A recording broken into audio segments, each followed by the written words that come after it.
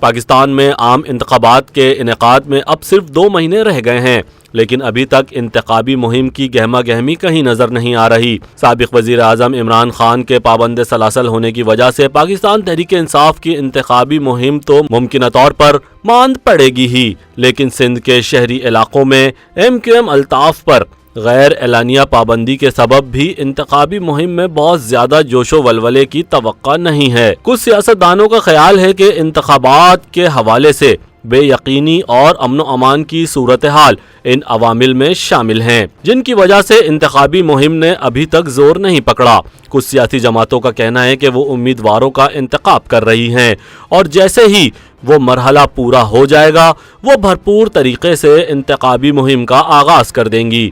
تاہم بعض دیگر کے مطابق انتخاب کے شیڈول سے پہلے مہم میں گہما گہمی نہیں آئے گی۔ پاکستان اور افغانستان میں عسکریت پسندی اور انتہا پسندی پر گہری نظر رکھنے والے احسان اللہ ٹیپو کا کہنا ہے کہ ملک کے شمال مغربی اور مغربی صوبوں میں انتخابی مہم کو سخت سیکیورٹی چیلنجز کا سامنا ہوگا۔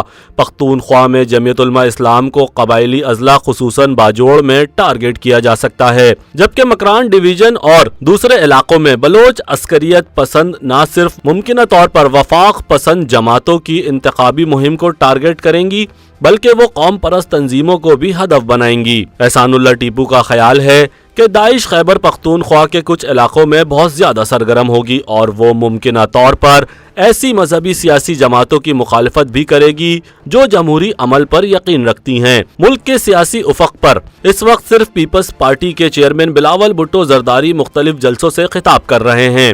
انہوں نے خیبر پختونخوا میں حال ہی میں کچھ جلسوں سے خطاب کیا ہے، جبکہ سابق صدر آصف علی زرداری نے بلوچستان میں بھی ڈیرے جمائے۔ پارٹی کی ان سرگرمیوں کے باوجود کچھ پارٹی رہنما سوچتے ہیں کہ انتخابات کے انعقاد کے حوالے سے اب بھی ابہام ہے۔ سینٹ کے سابق ڈپٹی چیئرمین سلیم مانڈوی والا کا کہنا ہے کہ ابھی تک انتخابات کے حوالے سے غیر یقینی صورتحال موجود ہے۔ ہم انتظار کرو کی پالیسی پر عمل کر رہے ہیں، کیونکہ پہلے کہا گیا تھا کہ انتخابی شیڈول کا 1 دسمبر کو اعلان کر دیا جائے گا، اب 15 دسمبر کا کہا گیا ہے، تو بنیادی طور پر یہ غیر یقینی صورتحال ہے جس کی وجہ سے سیاسی جماعتوں نے ابھی تک بھرپور طریقے سے انتخابی مہم شروع نہیں کی ہے۔ پاکستان پیپلز پارٹی کے برعکس مسلم لیگ نون کا کہنا ہے کہ وہ اس بات پر یقین رکھتی ہے کہ انتخابات فروری میں ہی ہوں گے۔ نون لیگ کی الیکشن کے حوالے سے تیاریاں مکمل ہیں۔ مسلم لیگ نون کے رہنما اور سابق گورنر خیبر پختونخوا اقبال ظفر جھگڑا کے مطابق اس وقت ہمارا پارلیمانی بورڈ امیدواروں کے انٹرویو کر رہا ہے۔ ایک حلقے سے 10 12 امیدوار ہیں جن کے انٹرویو کرنے ہیں۔ جیسے ہی امیدواروں کے ناموں کو حتمی شکل دی جاتی ہے ہم بھرپور طریقے سے انتخابی مہم میں شرکت کریں گے۔ اقبال ظفر جھگڑا کا مزید کہنا تھا کہ ان کی پارٹی کو انتخابات کے انعقاد کے حوالے سے کوئی ابہام نہیں ہے۔ انتخابات فروری میں ہی ہوں گے اور ہم اس حوالے سے پاکستان میں بھرپور رابطے کر رہے ہیں۔ پنجاب ہمارا میدان جنگ ہوگا، لیکن اس کے علاوہ ہم خیبر پختونخوا اور دوسرے علاقوں سے بھی انتخابات میں بھرپور حصہ لیں گے۔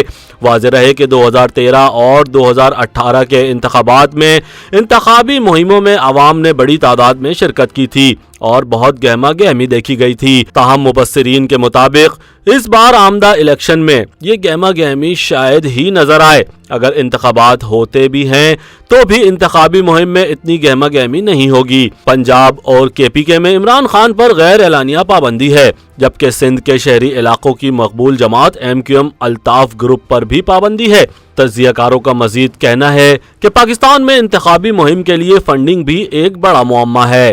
ماضی میں ایسی فنڈنگ بڑے کاروباری افراد، پارٹی سپورٹر اور غیر مرئی قوتیں بھی کرتی تھیں، لیکن اب یہ رجحان بدل رہا ہے۔ تاہم کچھ امیر امیدوار اپنی انتخابی مہم اپنے پیسوں سے چلاتے ہیں اور پارٹی کو بھی فنڈ دیتے ہیں، جیسے کہ جہانگیر ترین، علیم خان اور تنویر الیاس۔ کچھ کاروباری افراد مختلف جماعتوں کو فنڈ دیتے ہیں۔